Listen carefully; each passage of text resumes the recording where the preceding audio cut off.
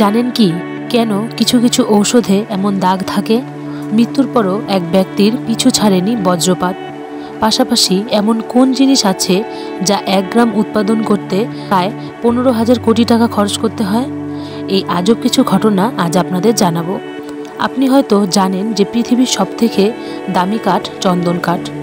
আসলে চন্দন কাঠের থেকেও দামি কাঠ হলো আফ্রিকান ব্ল্যাকউড, যা পাওয়া যায় আফ্রিকাতে। এটাই পৃথিবীর সবথেকে মূল্যবান কাঠ।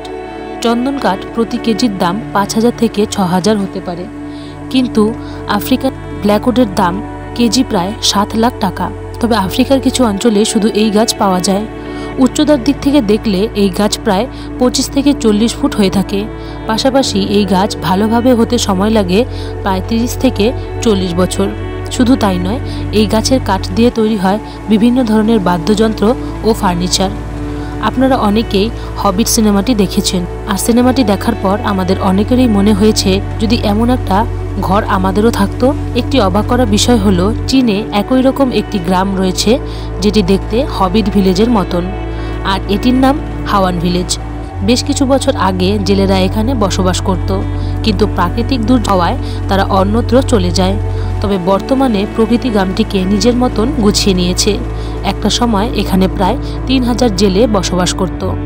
আমরা সকলেই দেখি যে হসপিটালে মৃত ব্যক্তিকে প্রিজার্ভ করে রাখার জন্য ঠান্ডা রুমে রাখা হয়। তবে আমেরিকার কিছু বিজ্ঞানী দাবি করেন মৃত ব্যক্তিকে জীবিত করার। হ্যাঁ, তারা এমন কিছু পদ্ধতি আবিষ্কার করেছেন যে মৃত ব্যক্তিকে ডিপ ফ্রিজে অনেকটা সময় রেখে দেওয়ার পর দেখা যাচ্ছে যে তারা আবার জ্ঞান ফিরে পেয়েছে কিছু বছর পর। আর এই পদ্ধতিটিকে ক্রায়োনিক্স বলা হয়। এমন কোনো ব্যক্তির বিষয়ে কি এর আগে কখনো শুনেছেন যে ব্যক্তির ওপর জীবিত অবস্থায় 3 বার বজ্রপাত হয়েছিল এবং মারা যাওয়ার পর তার কবরের ওপর আরও একবার বজ্রপাত হয়? ব্রিটেনের ওয়াল্টার সামারফল নামে এই নাগরিকের ওপর প্রথমবার 1918 সালে বজ্রপাত হয় ও নিচের অংশ প্যারালাইজড হয়ে যায়।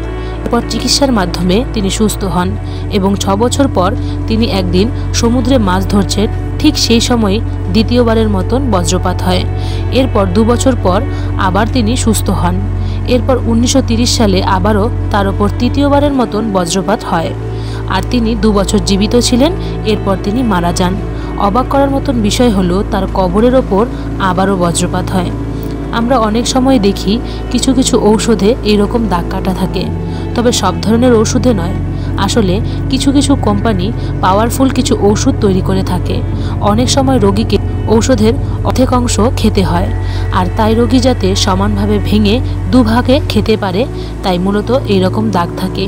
এই দাগটির নাম ডিক্স লাইন। এই পৃথিবীতে অনেক অদ্ভুত অদ্ভুত মানুষ রয়েছে, হয়তো আমরা সকলে তাদেরকে দেখে উঠতে পারি না।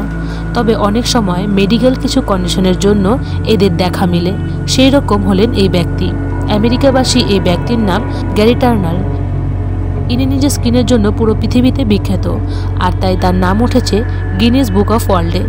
এই ব্যক্তির চামড়া অস্বাভাবিক হওয়ার কারণ হলো তিনি একটি রোগে আক্রান্ত যার নাম ইলহার্স ডালনস সিনড্রোম।